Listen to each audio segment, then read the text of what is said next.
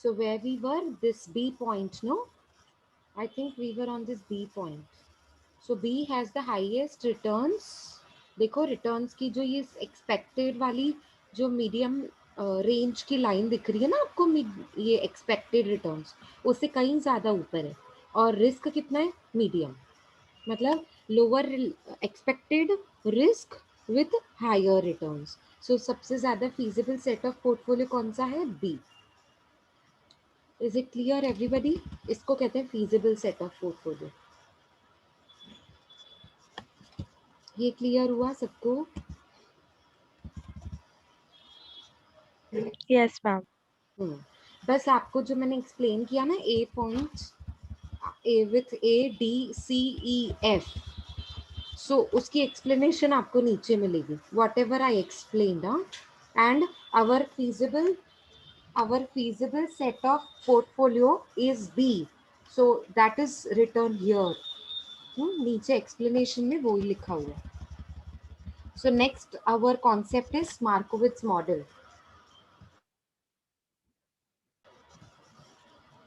Now see, Markowitz model. Now this model was invented in 1952 and it is invented by Harry Markowitz.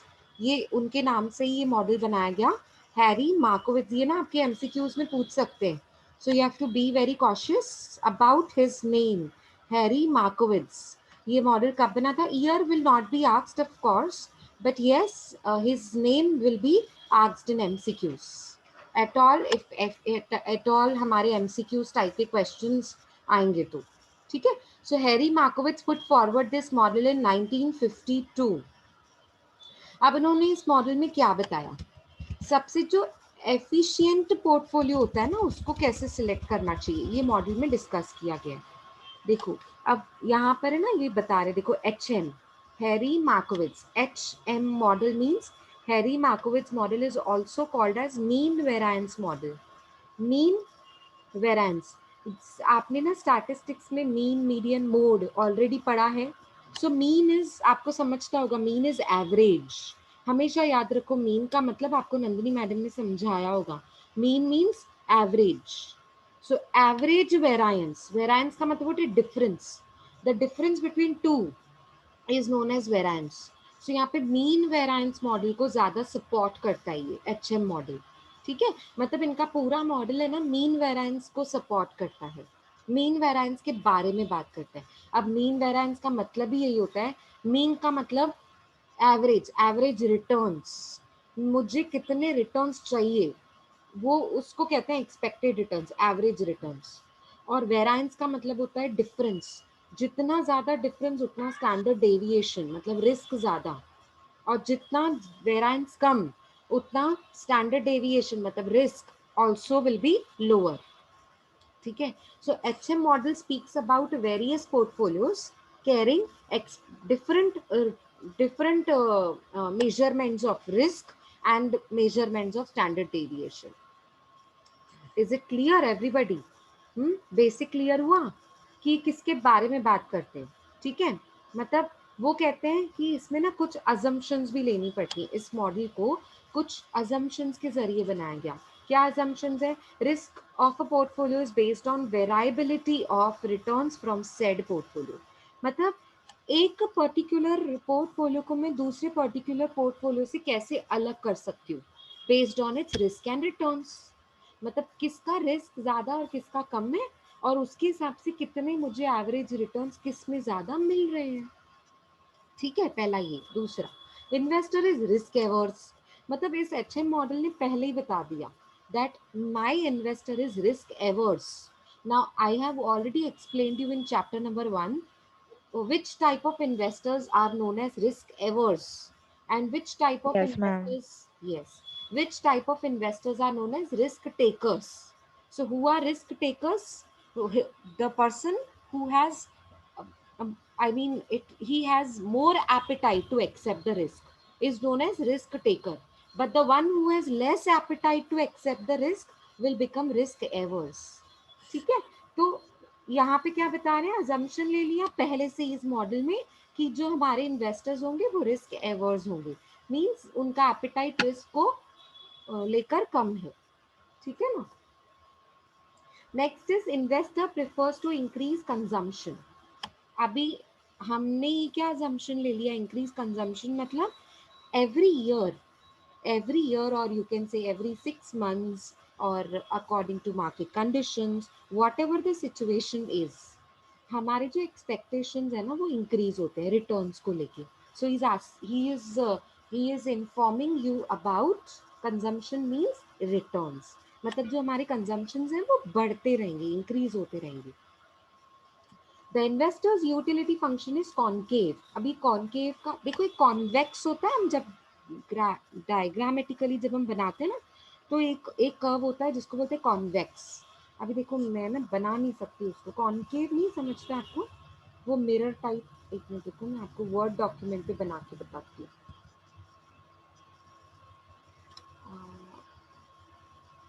Just minute, draw. ये देखो concave ऐसे होता है. ओ नहीं बन रहा. एक minute,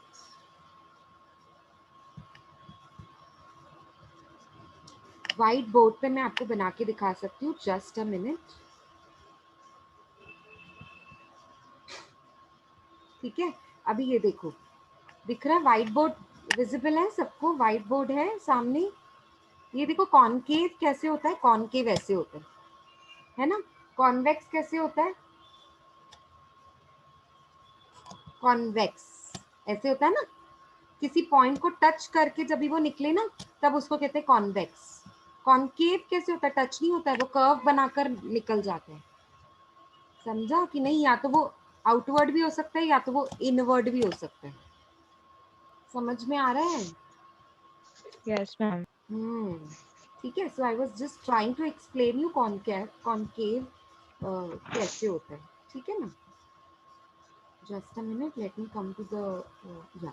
now investor prefers to increase the consumption, ये तो मैंने आपको बता दिया. अब investor utility function is concave. Utility मतलब बढ़ती रहेगी उनकी, किसी पॉइंट को टच करके वो इंटरसेक्ट नहीं करेगी. यूटिलिटी उनका यूज करने का, प्रोडक्ट्स को खरीदने का, परचेसिंग पावर जो है, या लोग जो खरीदना चाहते हैं, जो बेसिक कंजम्पशन यूटिलिटी फंक्शन है, वो आपका कॉनकेव रहेगा और इंक्रीज होता रहेगा. ठीक है, मतलब नीचे से ऊपर वो जाएगा, नीचे से ऊपर, फ्रॉम डाउनवर्ड टू अपवर्ड. ठीक है. Analysis is based on single period model of investment. Single period मतलब ये हम जो मॉडल बना रहे हैं ना उसको हमने एक पीरियड के बारे में बात किया हुआ है. मतलब समझो फ्रॉम जनवरी टू सितंबर, तो 9 मंथ्स के बारे में हम बात कर रहे हैं. तो वो एक ही सिंगल पीरियड है जिसके बारे में हम बात करें. After September this model will not support. अगर स्टडी हमने 1 ईयर के लिए की हुई है तो उसी पर्टिकुलर 1 ईयर के लिए ये मॉडल एप्लीकेबल होगा. उसके बाद नया मॉडल बनाना पड़ेगा. क्लियर हुआ सबको what am I talking about. Single period का मतलब समझा सबको. ठीक है. ओवरऑल एप्लीकेबिलिटी नहीं है इसकी. An investor either maximises his portfolio returns, या तो वो अपने पोर्टफोलियो रिटर्न्स को मैक्सिमाइज करेगा for a given level of risk, मतलब रिस्क जितना मीडियम रिस्क है, और वो अपने रिटर्न्स को मैक्सिमाइज करेगा फॉर अ मिनिमम रिस्क. या तो वो रिटर्न्स को मैक्सिमाइज करेगा रिस्क कम करके, या तो वो सेम लेवल ऑफ रिस्क लेकर अपने रिटर्न्स को मैक्सिमाइज करेगा. पर उसका मेन मोटो क्या होना चाहिए, रिटर्न्स को मैक्सिमाइज करना. तो एचएम मॉडल आपको सपोर्ट करता है और आपको हेल्प करता है आपके रिटर्न्स को मैक्सिमाइज करने में. दो सिचुएशंस के लिए, जब आप रिटर्न्स कम लेते हो, सॉरी रिस्क कम लेते हो, या फिर रिस्क को मीडियम रेंज पे लेते हो.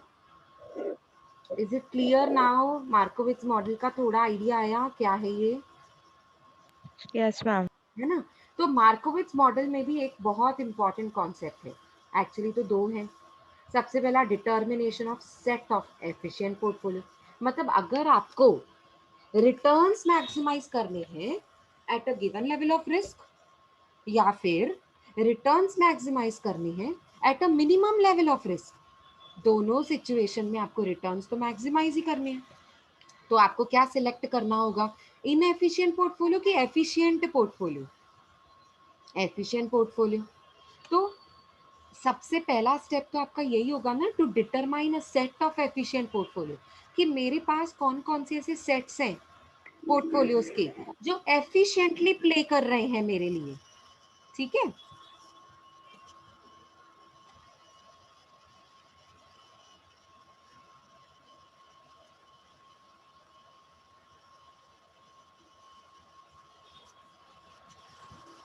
Yeah, am I audible?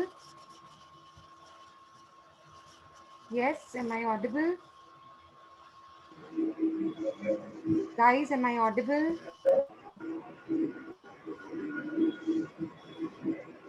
Yes, guys, yes, am I audible now? Yes, ma'am. So see, first step is to determine a set of efficient portfolios. ठीक है.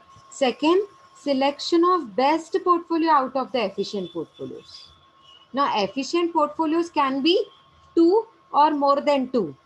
Okay. Now, as you saw in this diagram, ma'am आवाज break हो रही है। अभी break हो रही है. मैम आप जैसे बात कर रहे हो ना फिर वो ब्रेक हो रहा है। अच्छा, अभी सुनो, देखो ब्रेक हो रहा है क्या? ब्रेक हो रहा है. देखो यहाँ पे मेरे एफिशिएंट पोर्टफोलियोज कितने थे, ब्रेक हो रहा है नहीं आवाज? नहीं नो मैम। हाँ. नहीं। अभी देखो यहाँ पे बी भी एफिशिएंट पोर्टफोलियो था, ई भी एफिशिएंट था, क्योंकि इसमें सॉरी, हाँ, एफ में हमने रिस्क थोड़ा ज्यादा लिया था. ई में देखो, ई में रिटर्न्स कम, रिटर्न्स मीडियम है लेकिन रिस्क कम है. So B and E both were efficient portfolios. तो दोनों में से तो मुझे एक पोर्टफोलियो में इन्वेस्ट करना है ना. तो सबसे ज्यादा फीजिबल कौन सा है? बी. सबसे ज्यादा फीजिबल कौन सा है? B. Therefore I choose B. समझा? ये सेकंड स्टेप होता है. यहाँ पे देखो सेकंड स्टेप लिखा हुआ है ना, selection of the best portfolio out of efficient portfolio, out of efficient set. Clear हुआ इतना सबको?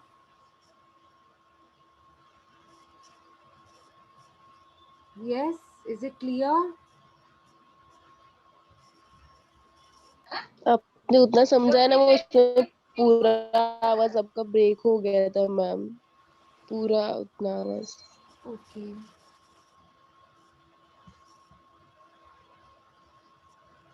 See guys, I don't have any other network now because यहाँ पे इलेक्ट्रिसिटी का प्रॉब्लम है. अभी आवाज आ रही है सबको? हाँ मैम, वो रिटर्न एक्सप्लेन कर दीजिए आप, अभी हाँ आ रही है जी. बरोबर. देखो, determination of set of efficient portfolio is the first step. मतलब आपको पहले समझना है कि एफिशिएंट पोर्टफोलियो का सेट कौन सा है, मतलब कौन सा एफिशिएंट है, कौन सा इनएफिशिएंट है. अब जब आपने देख लिया एफिशिएंट पोर्टफोलियोज कितने हैं, उसमें से बेस्ट वन सिलेक्ट करना है. एग्जाम्पल, इसमें एफिशिएंट, सबसे एफिशिएंट कौन सा था? E and B.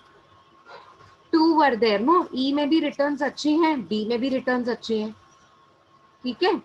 बी में ज्यादा अच्छे, तो आपने दोनों में से बेस्ट कौन सा सिलेक्ट किया? बी. अभी क्लियर हुआ?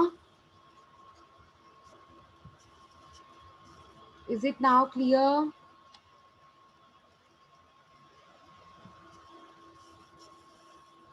Yes guys, am I audible? Yes ma'am. Yeah, ठीक है ना. So efficient set of portfolio मतलब आपको मैक्सिमम रिटर्न्स दे रहा है वो, या तो expected level of return risk पे, ठीक है, या तो वो एक्सपेक्टेड रिटर्न्स देगा मिनिमम लेवल ऑफ रिस्क पे. इन दोनों में से कोई भी पॉसिबल सिचुएशन है ना अगर, तो वो आपका पोर्टफोलियो बोला, उस पोर्टफोलियो को हम क्या बोलते हैं? Efficient set of portfolio. ठीक है. मार्कोविट्ज मॉडल एफिशिएंट पोर्टफोलियो के बारे में बात करता है. ओके. बस आपको ये ज्यादा डिटेल में नहीं जाना है मार्कोविट्ज मॉडल के बारे में. ये सेम डायग्राम मार्कोविट्ज मॉडल इसको सपोर्ट करता है. एफिशिएंट सेट ऑफ पोर्टफोलियो मतलब feasible set of portfolio. Markowitz model इस एफिशिएंट सेट ऑफ पोर्टफोलियो के बारे में ही बात करते हैं. इसीलिए आपको दिखेगा कि सेम डायग्राम आप यहाँ पे भी बना रहे हैं. ठीक है. तो इसमें सबसे बेस्ट कौन सा था? E and B. ठीक है. पहला स्टेप क्या था? पहचानना कौन सा इनएफिशिएंट है, कौन सा एफिशिएंट है. इसमें से इनएफिशिएंट कौन कौन से थे? ए, डी, सी। और एफिशिएंट कौन कौन से थे? बी, ई, एफ। ठीक है, तो सेकंड स्टेप क्या होगा? बी, ई, एफ में से सबसे बेस्ट कौन सा है? Which is the best one? You tell मी।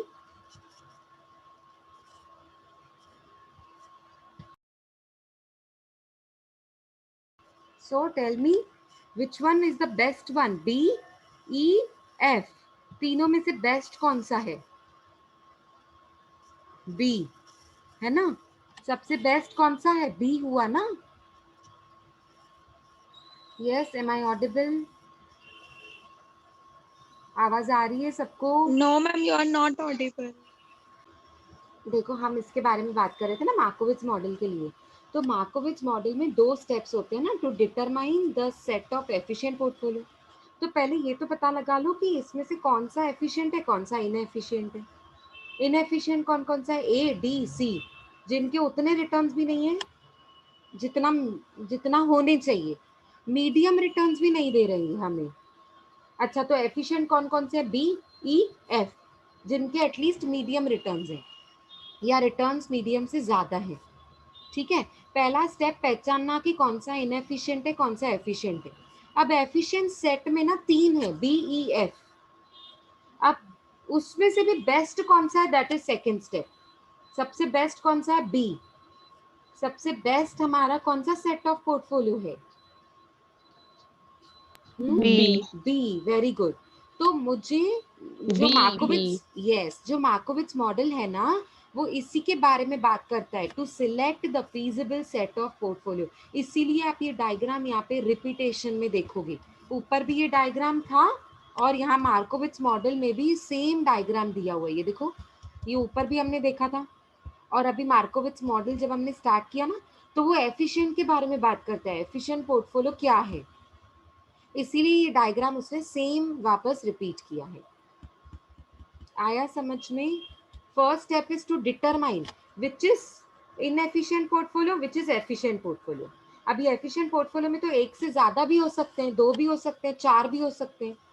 तो आपको उसमें से बेस्ट सिलेक्ट करना है। ये देखो नीचे सेकंड पॉइंट में लिखा हुआ है, second step is selection of the best portfolio. Optimal मतलब बेस्ट, जिसमें आपके रिटर्न्स या तो मीडियम हो,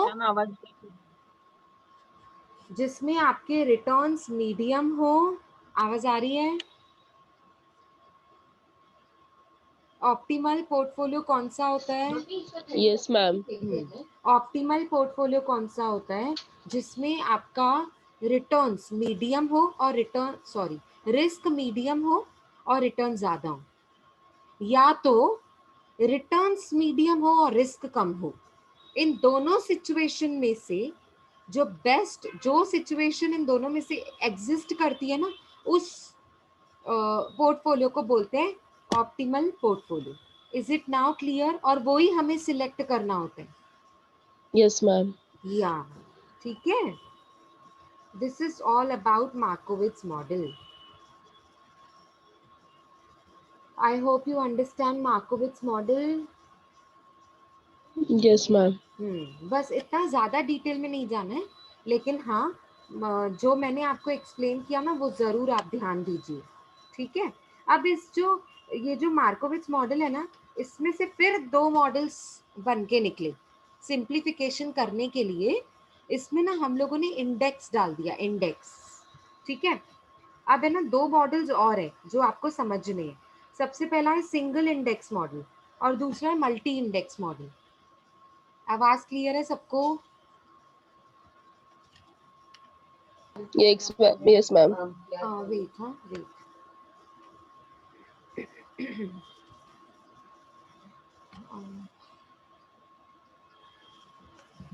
Yeah, let me know my voice is clear. Yeah, is it clear? Yes, Am I ma'am. audible? Yeah, okay. So single index model, सबसे पहले तो बात करेंगे सिंगल इंडेक्स मॉडल की। अब ये सिंगल इंडेक्स मॉडल होता क्या? सिंगल नाम से ही पता लग रहा है कि इसमें जो इंडेक्स लिया ना, इसमें जो फैक्टर, इंडेक्स का मतलब फैक्टर, इसमें जो हम फैक्टर ले रहे हैं ना, वो बस एक ही फैक्टर ले रहे हैं।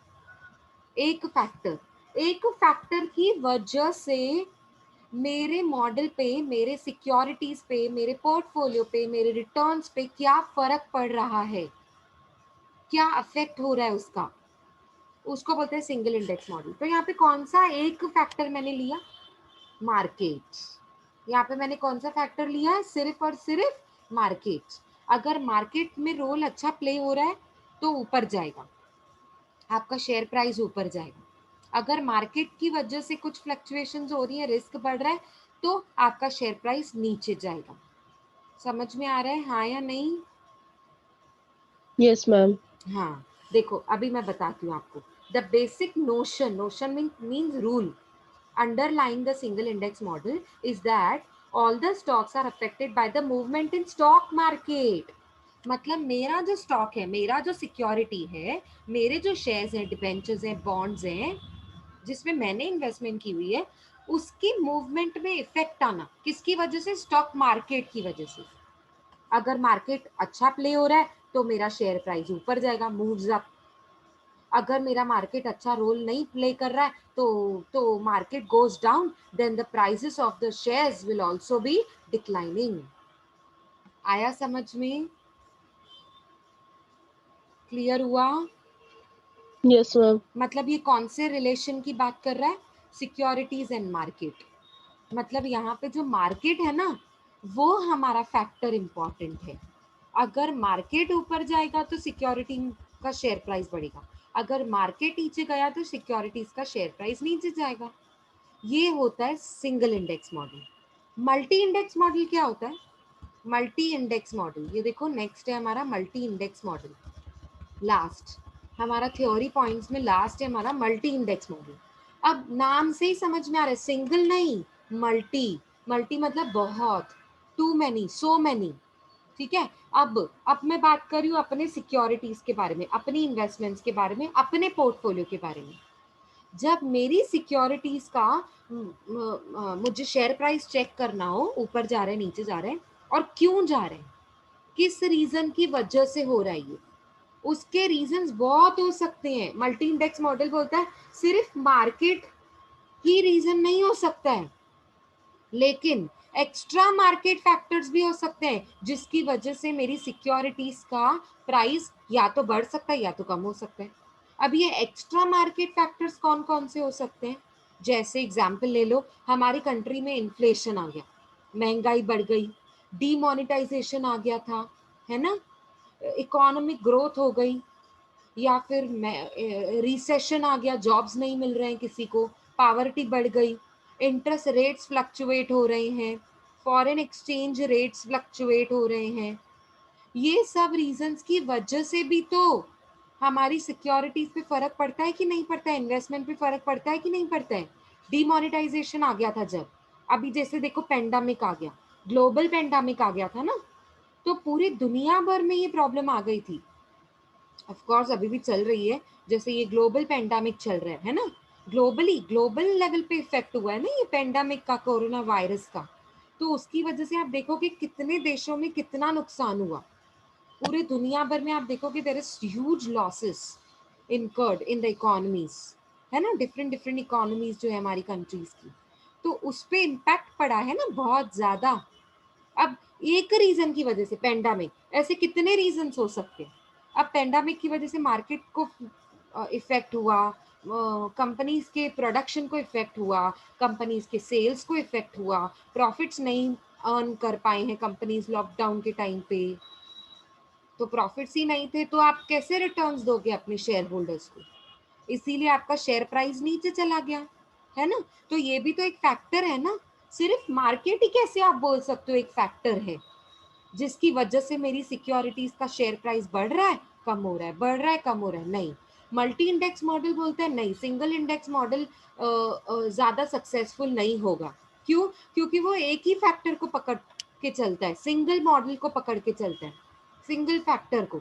और वो कौन सा फैक्टर है जिसके बारे में सिंगल इंडेक्स मॉडल बात करता है, कौन सा एक ही फैक्टर मार्केट। है, मार्केट, स्टॉक मार्केट। मतलब मार्केट अगर अच्छा रोल प्ले स्टॉक। करेगा तो मेरा शेयर प्राइस बढ़ेगा, लेकिन ऐसा जरूरी नहीं है ना। मल्टी इंडेक्स मॉडल बोलते हैं नहीं, ये आप है ना सिंगल इंडेक्स मॉडल को ना ओवर सिंप्लीफाई कर रहे हो, बहुत ज्यादा इजी समझ के चल रहे हो, लेकिन सिंगल इंडेक्स मॉडल हमेशा एप्लीकेबल नहीं हो सकता। क्यों? क्योंकि मार्केट की मूवमेंट ही सिर्फ इंपॉर्टेंट नहीं हो सकती स्टॉक के मूवमेंट के लिए।